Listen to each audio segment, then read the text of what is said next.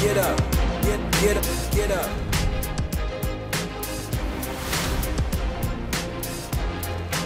All right, welcome back to another episode of the Mets'd podcast, episode number 128. Just rip the Band-Aid off. This series was, I think, without a doubt, the worst series of the year. And we've been very, very positive Mets fans, and we still are. I don't think either of our confidence on the team has wavered, but there's no doubt that the Mets played bad this series and haven't been playing as sharp as they have all year. So this episode, we're going to talk about this Cubs series. We're not going to talk about the games too much. We're going to talk about more so the narrative of what's gone on, because I think that's more important. We can't dissect every single play. There wasn't a lot. The Mets didn't lead, I think, for the entire series. So there's not really a whole lot to dissect. I mean, David Peterson had a rough start. Jake DeGrom wasn't necessarily his sharpest. He still was good, but so great. Even then, it's not worth going as deep into every game as we have in the past. Instead, we're just going to kind of have a conversation over the next half hour, 45 minutes. We never end up going that quick, but maybe this will be the episode. You guys will know when you're listening to this or watching us. Remember, if you are enjoying what you like, or if you're enjoying what you see over here, drop us a follow on all our social media, at Mets'd on Twitter, TikTok, and Instagram. If you're looking for the YouTube video, go over to the New York Mets YouTube channel. Drop a subscription. Go watch it over there. And if you're listening to us, Apple Podcasts, Spotify, Google Podcasts, Odyssey, wherever you get your podcast, drop us a rating, drop us a review, subscribe, download. We do appreciate it. And after a rough series, I think we could use a review or two. It would make us feel better. But James, we're here in the control room. We've spent we were with each other for 2 of these 3 games.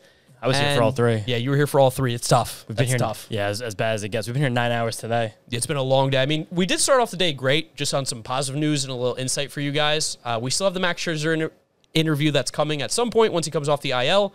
And then we have Naquin, I believe, dropping later this week. So that's going to be really exciting. Canada, too. We also talked to Howie Rose today for about 40 minutes. It's like going to be like a full bonus episode. It was absolutely incredible. James, I know he's like I don't want an icon, a role model. Oh, yeah, he's an idol. Yeah, he's an idol of yours, and we had a really, really good conversation. So, positive news, there's a lot of really good content coming at you. Today's going to be good content, too. It's just we have to talk about the ugly right now, and that is the way the Mets played against the Chicago Cubs, because it was pretty bad. I don't think there's really any way to paint it better than that. This is the first episode, literally, of the entire season where there's almost nothing positive to even pull. Like, we can't really say anything concrete that happened this series to be like, yes, this was good, or this was that. Like, the bullpen pitched pretty well overall.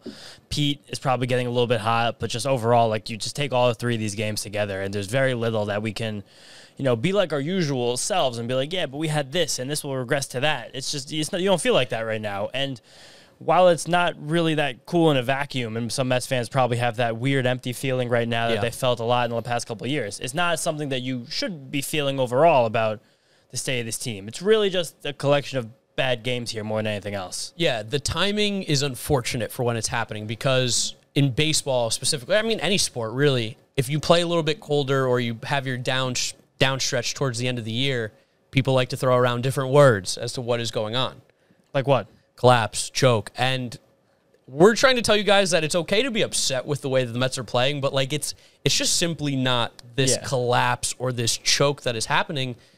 The Mets are not playing well, for sure, and this is the easier part of the schedule, which is also like the narrative is so annoying. But that's like almost like the most hilarious and ironic part of this whole thing. It was like the Mets had to get through their schedule to walk to September, and then you kind of just throw your gloves on the field, and they'll probably just get through and figure it out.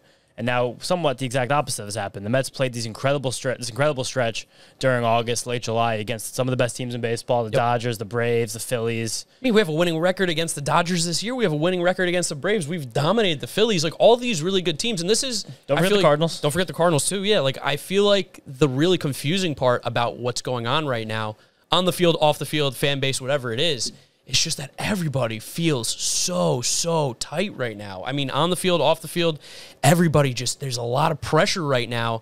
And I get it, the division is super important. I want to win the division. I don't want to play in wild card round. If we can avoid it at all costs, I would love to. But the idea that, like, this team isn't good now because of how they played over the last, 15, 20 games? 30 games, 530 games. Yeah, it's just...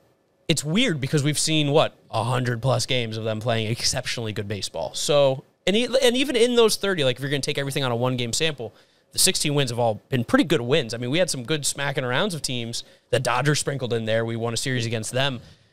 It's just, it is frustrating. It's definitely frustrating having watched what just happened this past weekend. What day is it? It's Wednesday. It's Wednesday. I don't even know. Turning to Thursday. Yeah, it's turning into Thursday. When the Mets play like that, I kind of lose track of time. I don't know. It feels very strange. And I know we've been talking about it for the last few hours, but something is a little off, but I'm not worried. Like, people are worried, and I feel like that's crazy. It was just, I don't know, I think the word's like bizarre. And some things that have happened that kind of were like a prelude to this. One was, and we mentioned it last episode, like Max Scherzer leaving his start 2 weeks ago. Yeah. It kind of seemed to take the air out of the Mets sails, at least for a moment in time. It definitely made them play worse that series. Mm-hmm. It was also over Labor Day. It was a weird feeling series. Then the Starling Marte injury news that kind of trickled out slowly. And now it's turned into him missing a few weeks here. And I think that's probably one of the huge things that we're missing right now is Starling Marte's bat in this lineup. Like, he was so good for this team all year. He was an all-star. He had been one of our best offensive players, and now you go from losing a guy who's hitting second in your lineup every single day, guaranteed, playing great outfield, out in right field. You're losing an all-star, and now you're replacing him with guys that are still good, but it's not to the level of Starling Marte. So you lose your two-hitter, and now the guy slots into the 7 or 8 spot. Like, there is a big difference. He makes this lineup so much deeper, and I think when you lose a bat like his, as you can see, it makes almost every at-bat feel more valuable, more pressure, just because you almost have less of the good at bats coming. I don't know. It's been like good days and bad days without those middle days that you can always hang your hat on. When a team is good, you can just kind of hit that middle ground. Like, I was talking to a fan on Twitter yesterday, just like trying to interact with people, see how people were feeling. I knew they were feeling bad, but trying to see if I can make anyone feel better. And he was like, the offense has been really bad in September. And as of yesterday, the Mets have scored the 4th most runs in all of baseball in September. Which is funny. But then when you look at it more closely again, and they were 4 of those 12 games they play in September to have the 4th most runs in the league, 37 runs were scored. Yeah. Which is the bulk of them. So it's like the hot and the cold, going back and forth with the hot and the cold, instead of that like nice middle ground, that floor that we've relied so much on for the Mets this year. It's just weird. I don't know. It's also these are the dog days of baseball season. We haven't had like a hotly contested September since 2016. No. Like, it's been a long time since we had meaningful baseball games. Now, players, fans, everybody alike. Well, it's like if you would have told us at the beginning of the year, 89 wins at this point in September, you're in the race for first place. Half a game up. You're leading defending world champion Braves. Yeah, in case anyone forgot, we still are technically in first place. Now, I'm not happy about being half a game up. I'm not going to take that as a big, reward, like, ooh, half a game up, but the Mets are still in first place. So, yeah, I would have signed up for that. If you told me on opening day, this would be the Mets record, this is where they would stand on September 14th, I'd take it every time, but I do understand why it feels different because of the team had played so well all year. Like you said, this is really the first time they've had a stretch where they haven't been playing really, really top-level baseball. Well, this is the first time they've been swept in a 3-game series, and it's September 14th. Yeah. The first time they're swept in a 3-game series. Like, that's a pretty unbelievable thing to think about. And then a lot of people think about baseball in terms of halves. The Mets this year went 58-35 in the first half, and even after Wednesday night's loss, they're 31-20 in the second half. Well, and what makes that so funny, too, is when you compare it to the Braves, because, I mean, that's what it is, guys. It's Mets-Braves. We know that. Everything is Mets-Braves right now. Like, the Braves have been super, super hot. We know that. But when you compare their first and second half records with the Mets, shockingly, it is almost identical. The Braves are 56-38 in the first half, 32-17 or 32-18 now, maybe after the loss today in the second half. Maybe. I don't. Well, no, I know that they lost. I don't know if I counted this in the stat that I wrote down. But the Mets and the Braves basically all year have been playing dead even baseball outside of when the Braves had that like awful start to the season the first 2 months, and then they got crazy hot. But even still. And that's kind of what the Mets have done now in their last 30 games, kind of going 500, similar to the Braves in their first 30. So it's a combination of like the Mets aren't playing their best baseball right now. The Braves are playing good. But really, as a whole, these are both just really good teams that are battling it out. It's just, again, the timing allows for the narrative to be spoken about, which is losing games in September, which Mets fans love to bring up, which... Well, we've talked about this before. Mets fans, and we all know, there is PTSD. Without a doubt. And, like, we have seen some bad stretches of teams. We have seen, especially the last 4 or 5 years, teams kind of get progressively worse as seasons have gone on. Yeah.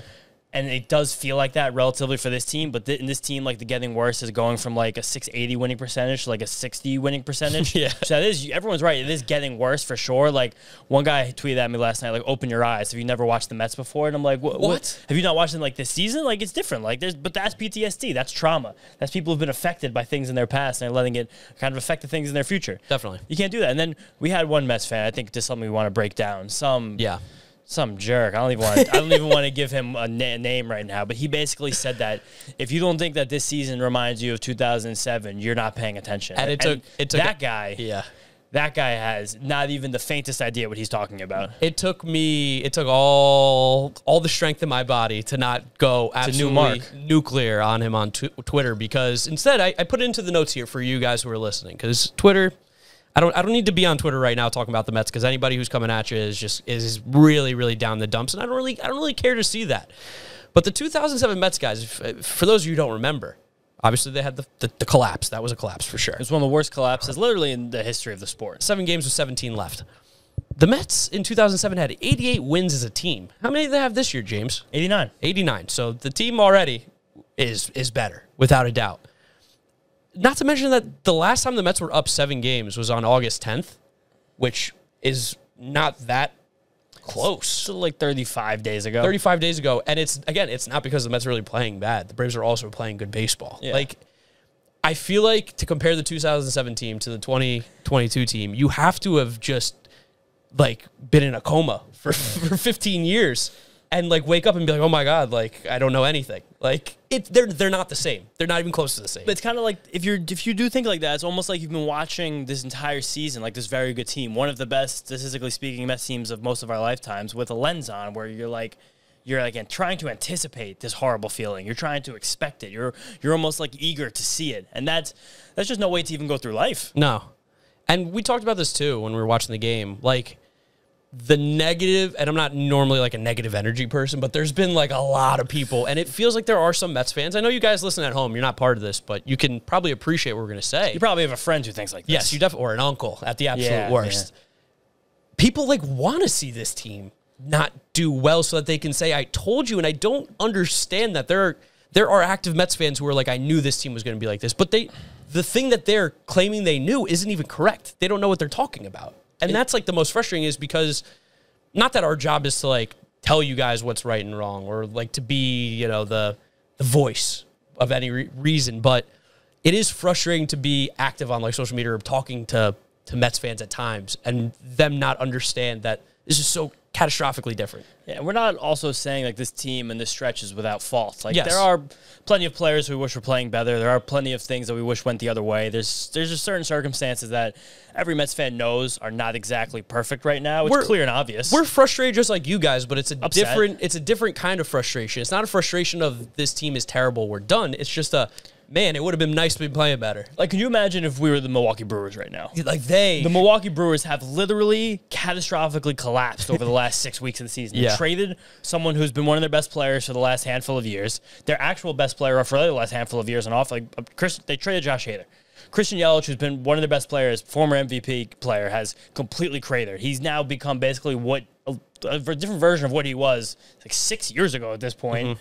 They're not getting any production from most of their offensive team. They, like, move after move, you've seen them kind of cut costs and try to be agile to try and maintain the playoff race. And it's literally going to cost them their playoff spot. It's probably going to cost people their jobs. And it's kind of, I'm sure it's frustrating the fans of that team.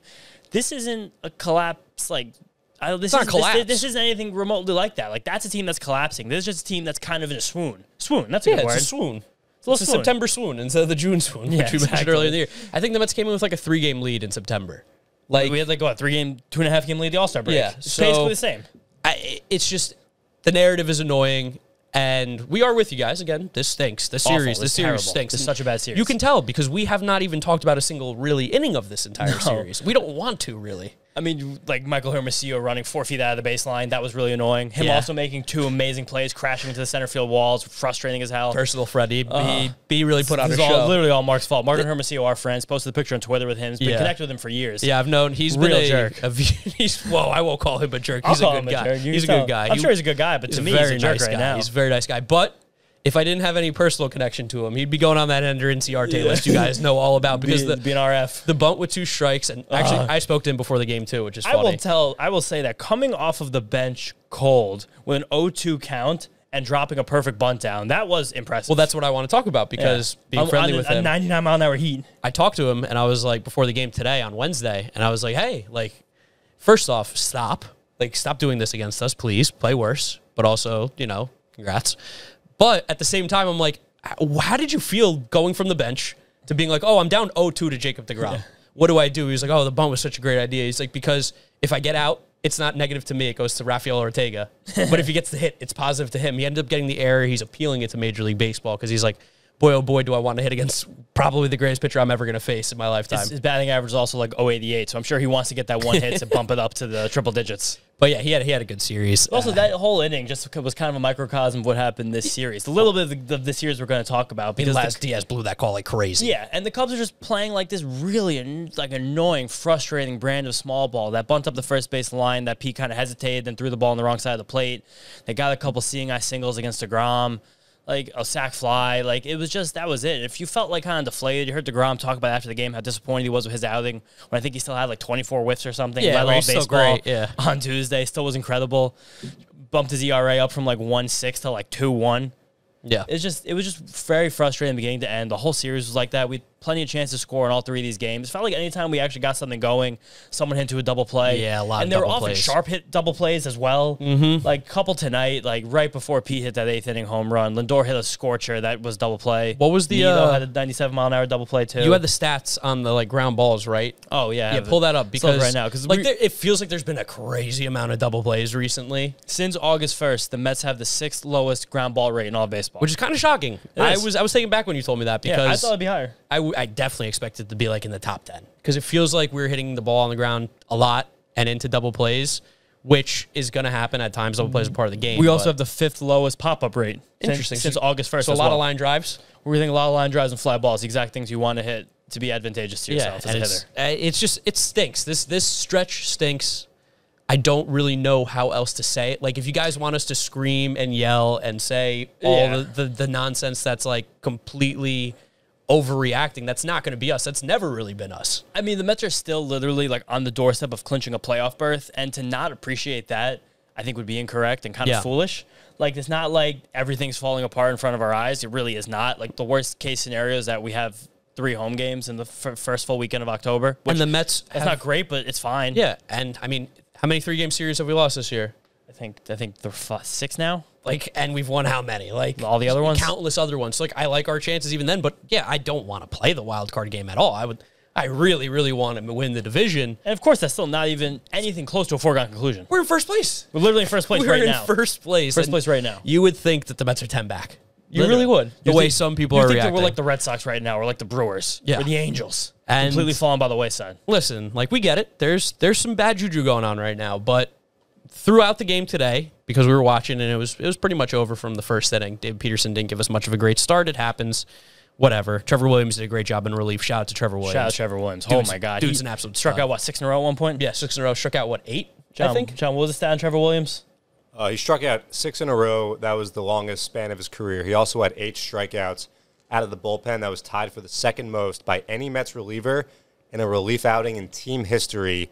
And he had 15 whiffs, which were his most in any outing this season. So big shout out, Trevor Williams. Huge. And especially on the doorstep of another 4-game series, no off day, to have him come in and throw legitimate bulk, save a good portion of his bullpen when David Peterson was only able to get, was it 1 out or 2 outs? 1 out. He was only able to get 1 out. That 1 out, of course, a strikeout. Of course. the Mets struck out, the first 8 outs the Mets actually got on Wednesday were strikeouts, which was just a really funny caveat to a chaos game. But big ups to Peterson for giving the bullpen a break, a breather. Williams, you're right. I think Trevor Peterson. Wow. Trevor Peterson, yeah. All right, that would be a hell of a pitcher. It's midnight. Woo. It's midnight on Wednesday night. We've been here since 2. Yes, it's for a while. But that's what we do for the content. That's what we do for you guys. Whatever. We're done. Yeah, it's just... Anything else we want to talk about from this series? We sat in the City Pavilion. Yeah, City Pavilion is a really cool spot to watch a game. Swivel seats, like benches with cup holders. Really cool spot to watch a game. Unlimited alcohol. Yeah, you pay for it, but... Well, yeah, I guess you pay for it. Beer and seltzer. We were given the tickets from a friend, which was nice. That was really cool. Shout out Mike. Shout out Mike, yeah. Shout out Mike. If you guys are FIFA players, you know who Mike is. But, yeah, so today we had a lot of time, like we said, because the game was over in the first inning. Even though the game got close-ish. It did, but, like... I know, it never felt like it. It felt like it for a second. Yeah, and then we got the double play. Different seconds. And then Pete hit the home run, and it was like, oh, my God. Like, what could have been? But, okay, I don't want to talk about it anymore because... We're done with that now. We're done being sorry. We're done being upset. The Mets have another series coming up, and they have an opportunity to win a bunch of games against the Pittsburgh Pirates. So during this, we're like, we got to change up the juju. We got to do a bunch of different things. You guys know. I'm going to pull it out now. Where is it? You guys know about the Rally Bun. It's still here. It was in the freezer. I 2 think weeks. we've made the conscious choice. Yeah. This is John, shockingly, here. the guy who talked about being not superstitious at all, is the one who's fighting for it to stay alive. No, but that's not true. What I'm fighting for is consistency from you. No, it's You have to know when to- it's being able to adapt. Adapt or die, John. Yeah, you that's have- life. Is that what this is? you have, to, 100%. you have to know sometimes It became unlucky when the We have to magic now runs get ahead out. of it. Yeah, when the magic runs out, you know it's time. And listen, everything's got an expiration date, bread included. Not when you freeze it.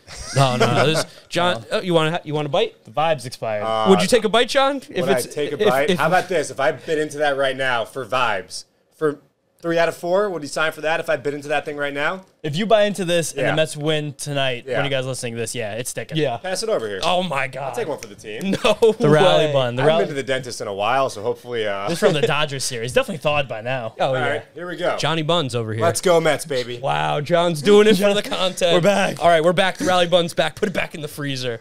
All right. Keeping it. All right, Okay. wow. Okay. That was dramatic shift. But you know what? This is stuff that we were talking about. Yes. We have to change the energy. We have to Do change stuff. the vibes. It was Islander night at the park. I suggested we cut the wings off of Sparky, who is the Islanders' mascot. He's a dragon. I considered putting them in a soup, maybe eating it as Yeah. like some kind of like There a has to be- sacrificial event. Like, we probably can't sacrifice like anything that's actually live, but No. Sparky, the Yeah. mascot, I think, cutting off, nothing that big should be able to fly. I suggested sending some kind of possum or raccoon carcass to Atlanta. I Yeah. think that's a good move for us possibly right now. Maybe like if you guys usually put your right shoe on before your left shoe, maybe just this weekend switch it up. You know, change it Yeah. up. Maybe if you like to wear black socks, start wearing white socks for a couple days. I mean, we got this WikiHow article that's got Yeah. a lot of ways to break, Really good. to get rid of bad luck. You got, the classic pinch of salt over your right shoulder with your left hand. My mother does that. No, she's listening to this right now, so she'll think this is funny. My mom does that multiple times a week. Well, I was telling you, and I'll fill the viewers in, and John and everybody, and Mendez who's in here. Shout out to Mendez helping us out, staying late. My grandma, Yaya, shout out Yaya. I know she's listening to this. Can she understand it? No, she knows Yaya. She knows Yaya. My mom's translating to her currently as she's listening to this. She's got magic powers. I've spoke about this before, but whenever I get sick or whenever she does her thing, it's always with salt. And she says her stuff and she looks you right in the eye. I think we might have to roll Yaya into the City Field and start that'd help, yeah. de-evilizing the whole place and start taking some salt and throwing it and giving it to random fans, and you have to eat it out of her hand, which is a little weird. But yeah, I don't know. I didn't know she'd like that from random fans. yeah, but she's Maybe as long as she knows they're from the Mediterranean she region. can maybe like take it from her hand, pour it into their hand, and then they that's can good. eat it. Yeah, I think yeah. that's a little more safe. But yeah, like the Eucharist. the salt is definitely something we gotta start doing a little bit of on here. We could get Kyrie Irving in here, light some sage. Yeah, lights definitely Just need kill, some kill the sage. vibes. That's possible, you know. Actually, Where do you I don't buy? think he's allowed in. Where do you buy sage? I'm not going to go there. In Brooklyn. Yeah, that's true. You live in Brooklyn. I You'll can be find able to find sage. some I can find sage. sage within 20 minutes. If anyone breaks a mirror, remember, don't throw away the pieces. No, do not. Do not do that. Well, That's- how do you dispose of broken mirror? You don't worry about it. Can't worry about it. Incense. Anybody got incense at home? Just light up a little incense. Carry around protective charms. Yeah. Maybe some crystals, 4-leaf clover, a horseshoe, a rabbit foot. I like the crystals. The crystals are a little crazy. if things don't go according to plan this weekend, there's a non-zero chance that there's some crystals in the building next week. Here's a good one. Here's a good one that I think Energy crystals. Here's a good one that I We'll think call that Danica Patrick. everybody could do, though. Do a good deed. Yeah. Do a good deed. Nice. It's the best way to change your Okay. luck. Do a good deed. Do something nice for somebody. Help some out. Help an old man across the street. Yeah, whatever it is. I like this one, too. Cleanse your chakras with fresh flowers. If you guys aren't doing that, you're really missing out. Apparently, you have to make like a hot water soup and put some flowers in there and then drink the soup. Now, I don't know if that's safe. It's to bring the basin into the bathroom. Well, I can't. The The basin? word basin. Basin's like a natural word. Use a washcloth to bathe in the flower-energized water. I think we're starting to get a little crazy here. Here's a good one. Declutter your home. Yeah. Spend an afternoon this weekend. Just, clean it up. You hear about spring cleaning? Do some fall cleaning. Yeah, It do might some play fall great in cleaning. the spring. Clean something out. Use the Saturday pow- morning, 10 a.m., clean a shelf. Clean a drawer. Clean the junk drawer out. The power of light. This says, try That's a turning good on one. all the lights in your house and lighting candles so there are no dark spots for bad Perfect. energy to hide in. I mean, That's huge. that sounds like a good one to me. Can we do that at City Field, do you think? How many spots are dark energy hide? A lot of crevices here, huh? I know the lights take like a few minutes to turn on, but Yeah. Yeah. I think we could just keep them on for like 24 hours. Yeah. Yeah, I mean, we could probably talk to ballpark cops. Yeah, tell Steve, right? Yeah. Maybe he'd be down. Anything for the team, yeah. Yeah, If we told management like only a couple grand to get rid of all the bad luck, That's the best investment I've ever heard. I think Buck would be all in on that, 100%. Travel to another country, that one might be tough. This one's harder. This might one's be harder. tough. Maybe if we have any, listeners of the show, we were the #1 baseball podcast, Trinidad and Tobago for a long time. Yeah. If you're anywhere close to a border, hop over for like the afternoon. Canadian fans, come catch a game this weekend. Yeah, maybe if you're close, again, like if you're close, maybe Texas listeners, just cross some kind of a border if you can. And if anyone's in Europe, anyone listening to this in Europe, do whatever you can to cross the border. That's a quick train ride for you. Yeah. Just hit this up. Well, I'll give you $20 toward the train ticket. And Mark will match. Yeah, I'll match. And then I got some other stuff too about good luck superstitions, because now we were talking about breaking bad luck. Yeah. Now we need some good luck, some superstitions. Well, now that we cleaned out the energy, we have to bring good energy in. Yes, and there's a bunch of different countries that do it different ways. The Greeks and apparently the Danes as well. They throw dishes, they break dishes, which it's fun. No, it's great. Do it safely. Is that the Whoopah thing? Like from my big My big fat Greek wedding, of course. Don't stereotype Mark's Yeah, ancestry here. Yeah, come on, John, please. Unbelievable. Talk about Yaya. You could think you can say anything you want now. No, but there is breaking of dishes, and it's fun. Well, also, this is something I was going to start talking about, too, because I'm sure there's also a lot of Mets fans who are dealing with some anger right now. We know based on, like, if the vocal minority on Twitter, whoever they are, we have some also strategies for them. Similar to this, break something. Smack something. Throw your old printer that you haven't used in 4 years on the front lawn. Take a baseball bat you probably haven't used in 8 years. Smash the hell out of it. Yeah. Just beat that thing to pieces. Scream into a pillow. Yeah, scream into a pillow. That's a good one. Here's one that I like, and this comes from Spain. Eat a dozen grapes. Easy. And wear red underwear to ring in the new year. Now, I'm going to make an adjustment. Okay. I think it's eat a dozen grapes and wear blue underwear. Yeah, The Mets, or orange. Or orange. Blue or orange.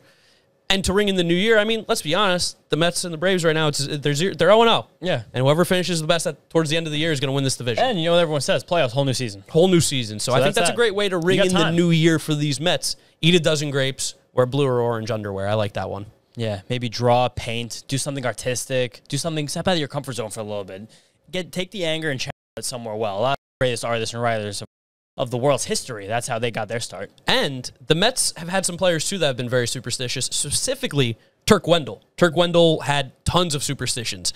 He would eat he would have black licorice on the mound, I believe, during the games, or go out to the mound with black licorice. He made sure he would always brush his teeth and keep his teeth clean whenever he needed it. Loved the number 99. Everything he did, number 99 in it. His approach to every batter, his necklace, which was made out of the teeth of the hunted animals that he killed. The dude was a walking superstition. It's hunting season. If you guys want to hunt, that's probably not the worst idea either right now. We'll make a necklace of the teeth. Like Turk Wendell. Do it for Turk. But there's a lot of things that we can do out there. It doesn't have to be all doom and gloom, because it's not doom and gloom. No. The Mets are still a very, very good baseball team, but I agree. There's been some bad juju. There's been some bad energy. Toxicity. Yeah, a little bit. And we need to change that. So hopefully you guys take some of these ideas. You use them however you please. You know what? Tweet at us. Maybe send us a picture or video if you do any of these strategies we've given you. And we'll give you a retweet and a shout out. I know someone out there has got crystals. Oh my God, plenty. Yeah. Wow, I like this one a lot too. Ring a bell or a gong. I would love to ring a gong. I think every Met player should. Could you get a playoff gong? Yeah, playoff gong. Sounds like a pretty good idea. I'll really probably not a look bad into idea that. at all. I think every player should have to ring a gong. Like, give it a good smack. I feel like that would be a good, Darren, you should give Darren Ruff the biggest mallet that the city of New York has to offer and let him smash the crap out of a gong. Yeah, Darren Ruff just needs a little tickle. He needs to smile a little bit. Yeah, he got a nice hit in Game 3. Hit the ball hard, too. Hit the ball hard. I'd love to get him on the show. Yes. We saw what we did to Tomas Nido. After our interview dropped with him, Tomas Nido's now hit 2 home runs on the season. There's only 2, but he's been blazing hot. So hopefully, I don't know if it's possible, but if we can get in contact with Darren Ruff or any Mets players that are looking to get the Mets up bump, we are more than happy to speak to them. You can't hide in the face of good juju. Yeah. And really, at the end of the day, the team is still in first place. Yes, team is literally in first place. Still in first place. You would have told somebody 6 months ago so what's 6 months ago? March 15th, middle of spring training. You would have said the Mets will be in first place on September 15th with 89 wins. In position, if you win the division, you're not even going to have to go to the wild card round. Second best record in the National League. Yeah. You would say, yes, please sign me up for that. All day. It's not even a question. Mission accomplished. It stunk. This is bad. That's the last we're going to talk about it, because the Mets are going to turn around. We've got faith. We're feeling good. You got to believe. You got to believe. That's literally the slogan of this team. The Mets, they've been through some stuff. They've been through way worse. Way worse with way worse teams. You guys remember Mike Nickius? Oh, Mike Nickius, that's a name. How about Brad Emus? Brady, that's another name. It's another name. Let's think of some other ones. Let's just, John, name some random Mets players from some bad teams. Carlos Torres. Jason Pridey. Andres Torres. Yeah. Marlon Bird. Manny Acosta. Marlon Bird was nice. Marlon Bird had a good stretch with the Mets, yeah. But it's the vibe of Marlon Bird getting his Scott 300 at bat. Hairston. Scott Harrison was going Bad next. Mets team. EY, great guy, on some bad Mets teams. Yeah. So Aaron Laffey. Aaron Harang. Aaron Harang. That's a good one. Remember Jason Isringhouse in his second stint with the Mets? Course. Yeah, of course. Manny Acosta. You have who else? There was another one that I was thinking of. Frank Francisco. Don't bring up Frank. Don't bring up the next guy. You asked. Don't do it. AB? No. John Roush. John Roush. Oh. See? Get rid of it. We're done. No more. No more. This is- I have more. Oh, you know This what? is, what, Okay. this is what it's been like for most of your guys' lifetimes watching the Mets. And this is what we have now. For ours. But I'm sure Yeah. most of our listenership is similar age to ours, similar Definitely, range. A little older, a little younger. We're kind of in between. But We met a yes. nice, 7-8-year-old fan today, which was pretty crazy. So cute. Shout him out. What did you guys name? Didn't get his name. Really? He's listening, but we got you, man. Great to meet you. Rocking the rally cap. You know who you were. You were It's out like the in third left, inning. I love the rally. Yeah, good move. in left field. Good kid. That's the energy we need. That's the vibes we need right now. So, that being said, that's the end of it. We're not going to talk about the bad juju anymore. Now, Remember the bad, appreciate the good. let's talk about another loss that happened. Well, for me at least. That'd be the estimate. Because James, Big one. big win for Clutched you. up. That moves you to now, what is the record? 9-7, I believe. 9-7. 9-7. Well, it's really 10-7, but John took my win away in Yeah, Cincinnati sure, series. sure. False, but The fans took it away from you. They voted. The people decided. You miswrote that poll. You had every opportunity to tweet it as well. I was asleep. That's a rare time where you were sleeping and I was awake. Bizarre. That's weird. But let's talk about the estimate for this one here, John. What are we looking at? we're going to look at Francisco Lindor walk-up songs used during the series. But before you guys give your answers, and I didn't give you paper, so I have to hand that over. Yeah, give us a rip of that spiral notebook. I just kind of want to follow up on what you guys were saying. The John Hour. I think that there's a part of this fan base that, you know, like you said, has seen a lot of bad in the past and is scorned. And I feel like there's a lot of this fan base, and you mentioned this, James, before, fans who are kind of like, see, I told you this is going to happen. Yep. I know someone like that. My cousin Jamie, absolute nut job. I have to put my phone on silent. I have a during cousin games. Rob who's been texting me all week about the trade deadline. Yeah, What everyone- matters right My now. Uncle George, love him, but he's nuts. My Uncle Lou. We've Shout all you guys got out. one. You're all listening. We've all got one. And I was thinking about it, and, like, I get it, and I think people act that way to protect themselves. It's definitely For defense. sure, Care 100%. so much. And it definitely mirrors their emotional standing in life as well. It's a lot easier. Psychologist James, I like it. James over here. It's a lot easier Including to chakras, John. be okay if something bad happens later if you start not caring now. Yeah. Right. And if you expect it, and then if you could say, I called it. I knew it. You know, something bad is happening. It hurts, but I'm smart. Right, exactly. I knew this and you didn't. Thus, you know, I have the leg up in this situation. But deep down, they're not going to be happy. Like, we all want the Mets to win. And when course, the Mets don't win, we're all upset. So I think that's where a lot of this comes from. And I said this to you guys earlier. If on September 14th, now it's going to be 15th, 2021, someone came to you and said, hey, this time next year, the Mets will have 89 wins and be a half game up in the division. Would you take that or no? All day. Yes. All Show me a day. Mets fan that would say, no, it's not good enough for me. I feel like you'd be just straight up lying if you said John, we're 500 in the last month. it's just Sure. Missed opportunities. like Sure. every team has their peaks and valleys. Like that's course, it's regressive long. mean. It's 162 games. games, and like we said, like every game matters. Like Yeah. these games are technically no more valuable than games in That's in why. April. That's why when you guys heard us in April, before we were even doing this stuff with the Mets, before we were associated with the team, we were talking about how annoyed we were to lose a game to the Nationals. Yeah. when, like literally the first weekend, the first series of the year, because we were like, I want that game in September. Yeah. like all these games matter, so it sucks to lose these, but like you still have to maintain view of the big picture. yes. Yeah, Can't and there's a let lot it of snowball. positives right now. Tomas Nido, this team has gotten very little production from the catcher spot most of the season. They're getting a lot of it right now. Pete Alonso's homered 3 times in his last 6 games. The bullpen, 17 innings pitched, 28 strikeouts, just 3 walks in the last 3 games. I know a lot of Mets fans are worried about the bullpen. The bullpen's been one of the best parts of this team in the last week during the quote-unquote struggle. So struggle, yeah. We'll get to estimate, but I just wanted to throw that in there. There For are sure. a lot of things about this team that are going well. And look, we're finding out. Starling Marte, damn important player. Really important. Damn important player. Really important. And, I mean, like, you're even talking about other good things like McNeil. I think you guys flashed it on the scoreboard today at one point. 11 for his last 20 on base. Yeah, That is plate correct. appearances. That was up there. Plate Which, like, appearances. he's playing such good baseball, too. Like, it's really, really, really, really easy to put on the blinders and just see losses and just be, like, ready to call it a day. Yeah. Really easy. But like we're trying our best to keep you guys calm, Grounded. level-headed. And like we said, just get rid of the bad luck. Do some of the things we suggested, and I think we're going to be just fine. This team is good. Now, what I think everyone needs to do is go out and get one of these bad boys. Shout out to the Shout out 7 line. baby. Shout out to the 7 line. Shout out to James for hooking me up. A little big on me. This shirt's got wins in it. The Mets win tomorrow. I'm going to wear it on Friday. Okay. And if they win on Friday, I'm going to wear it on Saturday. But will you wash it? I'm not going to wash That's it. right. You So won't I'm wash sounding it. like Must. I'm sounding I like think we've turned you around here, John, a little bit. You are now sounding a little bit superstitious. I am. At least Also stitious. sounding very married. Why? Because I'm not going to wash it? Yeah. Well, sometimes I do laundry. That's a lie. Anyway, estimate. I think more just like not caring about your musk. We need paper. We need paper. Paper and We do pencils. need paper. What I found crazy, talking about Tomas Nido, had a huge game today. 7 through 9 of the Mets lineup today had 8 total bases in just Game 3 of the series alone. See what and 5 in game 1. the messed up part about this, the Mets'd up part about this. Ooh, look at that. Is that I said if I lost, the Mets were gonna have a really good series. Yep, and you lost, and they got swept. Yeah. So you know what I'm You gonna jinxed. I jinxed it. I'm sorry, guys. Well, there you go. There's your paper. And the only race closer than the NL East is this race we have unfolding right here. Do you have a utensil to I write? had one pencil. Do you guys not have any writing utensils? course not near All right, me. well, This is when I'm well, here. we This is got the only. Matt Mendez once Yeah, again Mendez. from downtown. Woo. We were naming random Knicks from the 2014-15 season earlier Chris today. Duhon. Not on the 2014. Okay. Landry Fields. Not Wilson 2014-15. Nope. Oh, he got traded for 2014-15. Melo. Oh, like yeah, that was 2012. 17-win Derek Fisher coach team. Oh, Oh, my Tony God. Douglas. Not on that team. You're still off an Am era. I like really in the early 2010s? What am I thinking right now? I'll give you a good one. Alexi Shved. Wow. Shved. What about Farmar? No. Pablo Prigioni? Yes. Okay, That's a good one. I got one. All How right. about this one? A son of a former MLB shortstop. That kind of gives it away. Oh, Shane Larkin. That's correct. Nice. Good one. I got Yeah. nothing. I didn't No? know for the longest time. I that mean, he was- those were kind of dark days, but Yeah. anyway. bright days ahead. Bright days ahead. Bright days ahead all over for Blue and Oh, Orange. Enes Kanter. Not 2014-15. What the heck? Can't get one. Yeah, name. You gotta think of one Yeah, while we're get doing one. the Yeah, estimate. get one. Come on, Mark. I already got one. I said mean, Pablo come on, Prigioni. James. 14-15. 14-15. First year of college. I'll give you one. I'll give you a clue. Wichita State.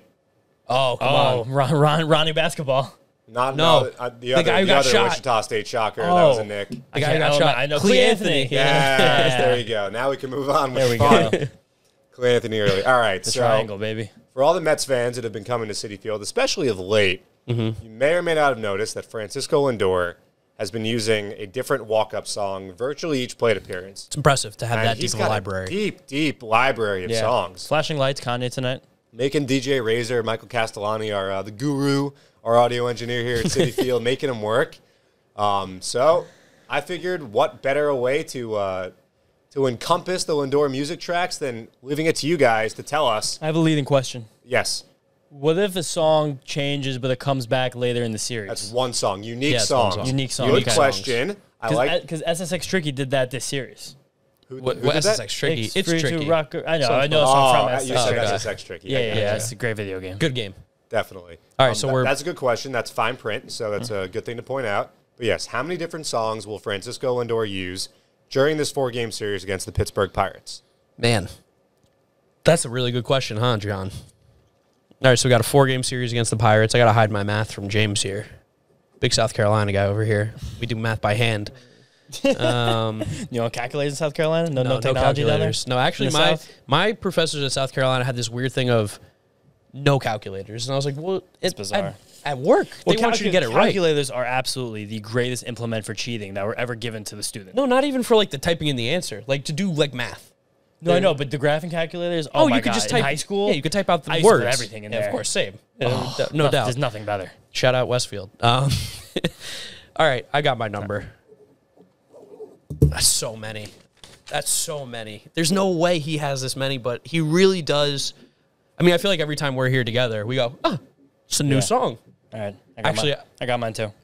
Nope, I'm changing it. Whoa. No, I'm not staying. sticking I'm with staying. his I'm gut. staying. I'm staying. I'm staying. I got Sure? it. Yep, Yeah. I'm staying. All right, here we go. 3, 2, 1. Bang. All right, I put 15. I put 11. Wow, I was gonna go 11. I wanted 11 this time, sticking with it. Yeah, that's Similar idea. 15. I assume he's gonna get about 16 at bats, and I think 15 different songs could be coming on. No, I think I'm going under that. I think he's going to get hot and stick with a couple songs. Which I would love to be wrong about this one. Good. Because if Lindor, he's definitely at least a little stitious. Maybe not super. I think he's pretty stitious. He's definitely a little stitious. That's something to ask him if we ever talk to him. Yeah, if we talk to when we talk to Francisco, we'll make sure we get that answer. To quiz the entire team. Not quiz, but poll, survey. Yeah. How many guys are actually superstitious? How stitious are you? You got to imagine that like 75% of the team is. I feel like baseball baseball particular, players especially, because baseball is such a weird, like finicky sport. Yeah. Where there's so much downtime that you have to do stuff. and you do have to like somehow rationalize how when you hit the ball 110 miles an hour, you're out sometimes, and sometimes it goes over the fence. Like mentally, you have to be able to be like, it's because I didn't wear my socks today. Like, otherwise, you're gonna go crazy. I did my buttons from top to bottom instead of bottom to top. I stepped out on the field with my left foot first. I remember I hit the foul line yesterday, and that bad luck actually just took an extra day to set in. Oliver Perez leaping over the first base line. That's a thing, right? Like, Yes. That was a superstition. A lot of guys. sure. Well, yeah, You a can't lot of guys do that. Cannot touch the line going out to the field. Right. That's animal. That's like you're Was it asking to be Jason struck by lightning. Giambi Golden or thong. Nick Swish. Yeah, he had the golden thong. yeah. Nick Giambi was Swisher the had thong. one also, I believe, that we're not going to say on this family show. Nick Swisher was begging for good luck. I believe TJ Rivera They and needed luck. TJ Rivera and Kevin Plawecki, Buckeye. I believe, had one as well, which we will not mention. But Oh, yeah. you Mets fans will know the deep cut about what I'm talking about. But when they used to get the crown, they also used to get something else with them. So Yeah. All right. Yeah. You know what? You guys have kind of broken me Yeah. into this good luck thing. Definitely. You mentioned the red underwear thing. well, it's blue now. It's got to be blue. Blue or orange? Right. That was the thing my mom instilled in me growing up. Oh, Is your mom Spanish? My mom No. would. Not My even a mom, I little know, is bit. listening to this. My mom would have like 3/5 of an anxiety attack if we weren't wearing something new on New Year's. New? Really? Something new, a sock, a shirt, underwear. You have to have something new on your person. She'll corroborate this too. If you guys Yeah. ever, Mark will see her soon. John, I'm sure you'll meet her sometime eventually. I'd love You to. could ask her, be like, what would happen if someone wasn't wearing anything new on New Year? And you want to hear another one, New Year's. New Year's is a very big deal in my family. I've spent maybe 2 New Years ever apart from my core family. Really? Not a holiday I've ever gone out for. Well, you, Paisan. yeah. Well, you did it for 2021, right? At our apartment when we had the big that party. that was one of the 2. Wow. Yeah, I was a part of literally. it. Nice. Yes, but because also moving out of the apartment, that was a whole big thing. So that was course. also new beginnings. New beginnings. You have to have lentils. My Lentils? mom, Lentils. at the stroke of midnight, because we always had New Year's parties at our houses in New Jersey, you have to give every single person like a shot of lentils. A shot of lentils? Also last year, I spent like half of it at a friend's house, half of it at my mom's, like friends, like very close friends. My mom sent me out with lentils to heat up and give to people at the stroke of midnight. What's the significance of the lentils? You would have to tell me, but it's my mom. It's my mom's like thing. I would love to talk. I met Mr. Schiano last night, and Yep. he was a gentleman. He is a gentleman. Of course, Had a scholar. I actually brought him in here without you after Oh, you yeah, left. I I remember, brought him yeah. in here. We I were went to chatting. get food. But yeah, I'd love to meet Mr. Schiano and ask about the lentils. Yeah.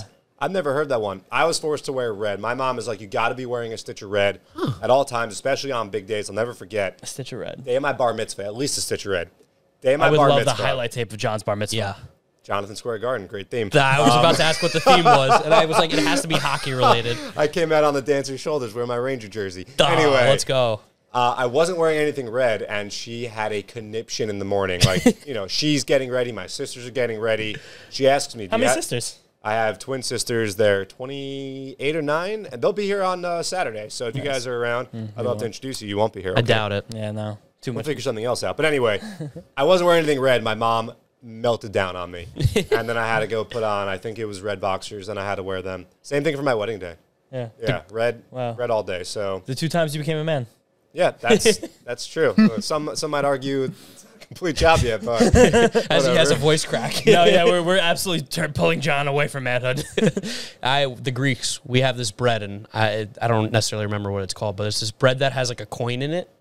And- that sounds unsanitary. No, it's wrapped in aluminum foil. The coin, you Less bake it in the sanitary. bread, and you have to spin it like around a certain amount of times. Hey, this is a thing. You spin around a certain amount of times, and then you make cuts in it based on how many people are there, as well as one cut for the house. Yeah. So we always do that, and whoever gets the coin, that's the good luck. I always get the coin. When I was at the game yesterday, Tuesday night with my dad, we kept changing seats like every 2 innings just Yeah. to change the luck. Gotta move, Didn't gotta change work. around. We tried all. today too. Yeah, we did try. We took a walk, didn't help. The visiting Spanish radio booth was not lucky for us, No, but a comfortable place to watch a game. great place. Although my window would not stay open, so I got a popcorn box from the media room and used it to prop the window open, which I was shocked it had the structural integrity to handle the window. I was able to get lots of work done there. I'd love to just sit there like all day and like a good do spot. some of my other job and then do this. It's great. Yeah. But All right.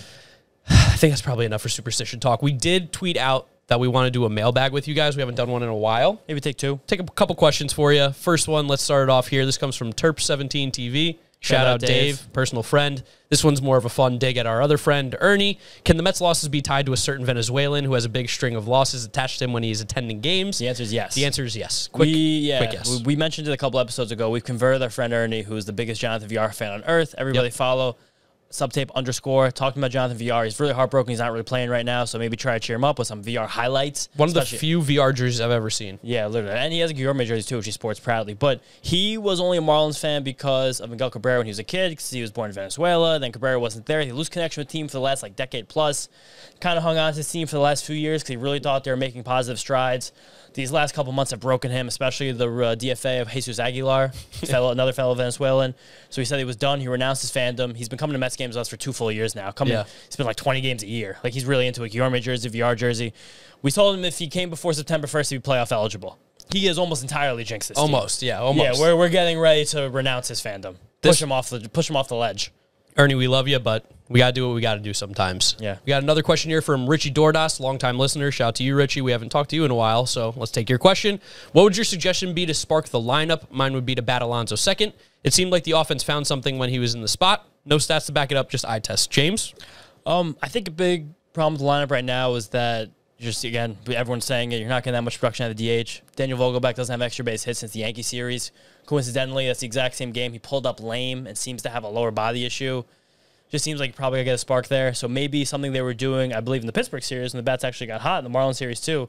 Move the DH down the order, put McNeil as well. Put McNeil and Canada in the middle of the order. Just kind of stack your best hitters, bang, bang, bang, 1 through 5. Get as much production as you can out of those guys. And bottom of the order is hot. That turns it over to them again. Yeah, I'm with you. I do like the idea of Alonso hitting second, but I really do think with the way the team is now without Marte, I like Lindor or Alonso second. My take always is that put your best hitters as close to top of lineup as possible. McNeil would be my 2, in my opinion. Yeah, so McNeil 2, Lindor 3, Alonso 4. Yeah. And then Can of 5.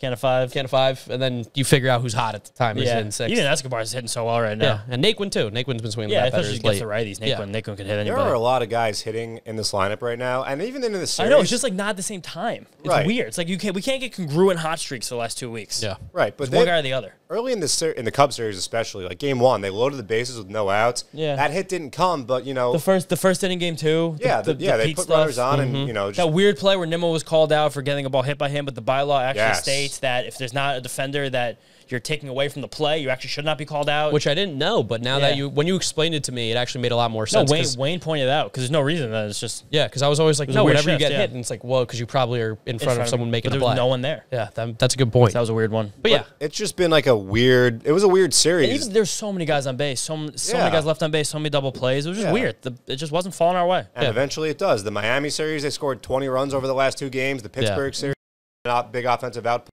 This team is going to be fine. For sure. The hit falling in this series. It definitely bizarre. Long season. Long season. I mean, to bring up another one, we talked about this a little bit earlier, but this comes from Anthony Viola. The offense has been an issue since Marte has left. He also felt like the pitching maybe hasn't held up as much. Got to realize the offense can't score 7 runs every single game when the pitching gives up 5 or 6. Don't you agree? And to that, I would say the pitching relatively up until this series, I feel like has been pretty solid. I mean, Bassett has his 3rd bad start of the year. Yeah. DeGrom had his first bad start. He gave up 3. It was a quality start. Yeah, 3 and it was also he broke a record too. Small ball BS. Oh my god. Yeah, he broke a record, I believe, a major league record. Tied the record. 39 starts in a row with 3 earned runs or fewer. And Peterson definitely had a bad start today. No way really around He just lost the plate. But the issue with Peterson always is and has been command. The stuff is great. He just struck out the one batter he got out, but he couldn't find that strike zone. There were a couple borderline calls in that inning too that if he was a guy who was around the strike zone, it seems like he probably would have gotten them. What are you gonna do?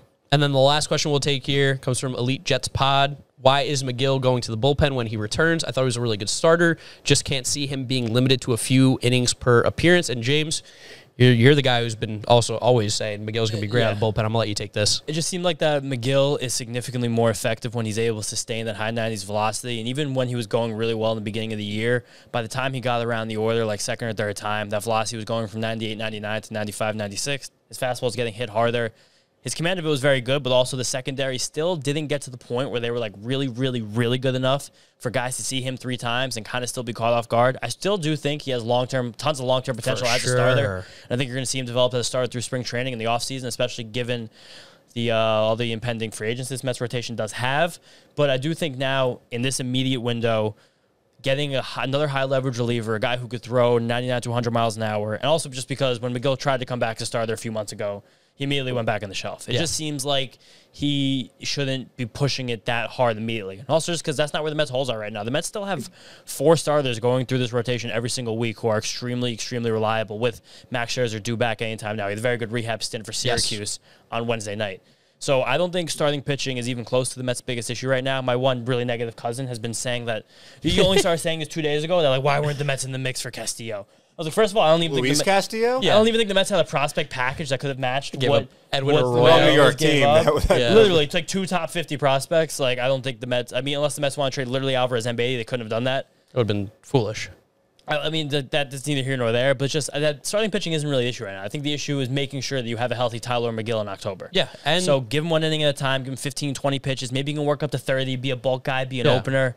That's the guy we were actually talking about pre-show, where if you need someone, we're talking about how good Trevor Williams has been coming out of the bullpen for these medium stints, these 3 to 4 inning stints. And it seems like that might be the best spot for him, is for sure to Has follow most up. success in that role. Yeah, to follow up after an opener. So, and we were talking about that the Mets kind of lack that reliever who's good enough to get through the top of the team's order comfortably, but not so great that you'd be scared to burn him early instead of burning him late, like having him open a game, pitch the first 2 innings. Like Edwin Diaz would be the best opener in baseball, but then you he's don't have also him in the best 9th closer, inning. Yeah. Like Ryan Stanek was famous for doing this in Tampa Bay because he throws gas and he's great. Tyler McGill could really be the Stanek. Yeah. Come in for 2 innings, throw 30-something pitches, blow 99-mile-an-hour fastballs, and dropping sliders out of these guys and get Awesome. outs. Be sick. And he's a very, very different pitcher than Trevor Williams. Yeah, even though they're both righties, which kind of kills strategy a little bit, but just how different those guys are might make that kind of cool. A lot of you guys did chime in with questions. Obviously, we can't get to all of them. We do appreciate you. We're going to try and do more mailbags as the season goes on, especially as we get towards the end of it. But thank you guys, as always, for interacting with us on Twitter. We really do appreciate it. I think we're going to wrap up this episode here by giving you a little preview on the Pirates. We did see them, like last week? Literally a week ago. And this is kind of funny. It's kind of the unstoppable force versus the immovable object. The Pirates have won 4 games in a row. The Mets have lost 3 games in a row. The Pirates have not won 5 games in a row all year. The Mets have not lost 4 games in a row all year. So I am tempting fate here, but I'm trusting the laws of averages. Yes, something's going to happen. You got to tomorrow. beat this team. Or today, technically, when you guys listen to this on Thursday. No, even today when we're recording it. Yeah, it is midnight. It is 12:25. This is, I think, a new record for the latest we've been here. At the park, yeah, I think so too. In But terms of recording. as far as matchups go, Thursday night, 7:20, which is weird. You lose those 10 minutes for the Fox game. Carlos Carrasco versus JT Brubaker. Friday night, 7:10. Fireworks, DJs? Anything going no on? fireworks. Yes, DJ. And also Thursday night's game, pregame, Roberto Clemente ceremony. Ooh. Mets Pirates. It's Roberto Clemente Day around the league. Oh, All nice. players will be wearing 21. Nice. It's obviously 50 years since Roberto Clemente tragically passed. There'll One be of the greatest players of all time. There'll be a nice pregame ceremony before the game, and also a lot of really, really cool players back. Carlos Delgado, Carlos Beltran, Really? Curtis Anderson for Mets World will be here. And then that's let me ask awesome. you this. Jimmy Rollins is going to be here. He won the award, I think, in 2014. You gotta be kidding me. Jimmy Rollins going to get booed? Yeah, Oh, 100%. okay, get I have- booed. He's gonna get things thrown at I him. have to boo Jimmy Rollins. I can't clap for the guy. Good guy, for Very sure. I'm good sure he guy. does plenty of charity work, but I Very hate good his guy. guts. But yeah, he's a Philly. He'll always be Stole a Philly. David Wright's MVP. Yeah, that's wrongfully. like the worst MVP given out in a while. Besides the 1987 NFL MVP. We look back before. John Elway won the 1987 NFL MVP with a 55% completion percentage, 19 passing touchdowns, and 3,500 passing yards. Jerry Rice came in second with 22 receiving touchdowns. Significantly better year. Ridiculous. But yeah, those are 2 of the worst MVPs given out in the last couple of decades. I But didn't know that those guys would be there. There's a chance I'm there. it's tonight. I think you said you were going for sure. I am, but now my dad found someone who could be the 3rd ticket, so I don't have right, to necessarily right, go. yeah. But also, I want to hang out with You my live dad. right here, yeah. But I it'll be cool to have a lot of like the Puerto Rican heritage in the ballpark, especially with the big Puerto Rican contingency. Pudge will be here, too. Pudge. Nice. Hall of Famer, yeah. That's Okay. awesome. Yep. A lot of good baseball players. Very cool. Carlos Delgado should be in the Hall of Fame as well. He should be Absolutely. another part of that Hall of Famer list. Friday night, 7:10, Taiwan Walker versus Mitch Keller. We had a very frustrating outing against Mitch Keller last week where he didn't strike us out, but made us into a ton of ground balls and found gloves. He's in a real groove right now. He's actually probably pitching the best he ever has in his career. Sick. He's one of those guys who throws 97 miles an hour and he hopes it goes where he wants it to. Yeah, he doesn't really know where. But that kind of works. Sometimes, yeah. Yeah, he's got good wildly stuff. effective. Yeah, and then Saturday, another night game, weird Saturday night game, Chris Bassett versus Bryce Wilson. We saw we were able to do the Bryce Wilson last week. Licking and our then lips there. Sunday matinee, simple man. Got to pack the ballpark for this game. Jacob deGrom versus Johan Oviedo. I think it's probably going to set the new record for the season. biggest money line favorite for the Mets. That the Met Jacob deGrom keeps breaking start after start. We've lost 2 of them, so hopefully it's not the same. A little bit of quality Met fans. Not enough people here the last few nights. Yeah, really shockingly empty. Shockingly empty for a team that is in first place in a pennant race, playing the Cubs, who are also like a popular team. I know they're not very good, even though they just swept us. A lot of Chicago people in New York. But I would expect it to have been a little more crowded. Shockingly empty. I mean, it wasn't empty. It was still, I think, like 20,000 or so. But you'd think there would be more. So if you're there, come to the ballpark. Come hang out. Come watch baseball. The Mets are playing some really, really important games. Don't worry about who they're playing. You're here to watch the Mets. They need some energy from the fans. They definitely need a little bit of energy, and hopefully you guys can help them out with that. Absolutely. Bring the juice. Bring the vibes. Again, this big episode about flushing it out and bringing some good stuff in. Yes, this is the last we want to talk about this. Hopefully the next episode will be all positives because the Mets will have a nice series victory against the Pirates. James, anything else to talk about here before we wrap it up? All I got. Big weekend. All right, guys. You know the drill from here on out. Make sure you follow us on all our social media at Mets'd on Twitter, TikTok, and Instagram. The YouTube video will be on the New York Mets YouTube channel. Go subscribe over there. And if you're listening, Apple Podcasts, Spotify, Google Podcasts, Odyssey, wherever you get your podcasts, drop us a rating, a review, download, and subscribe. Follow James on Twitter at James_Shiano. Follow me at GiraffeNickMark with a C. Thank you guys for listening and watching, and we'll catch you after the Pirate series. Peace out. Peace out. See you guys next time. Get up, get up, get up.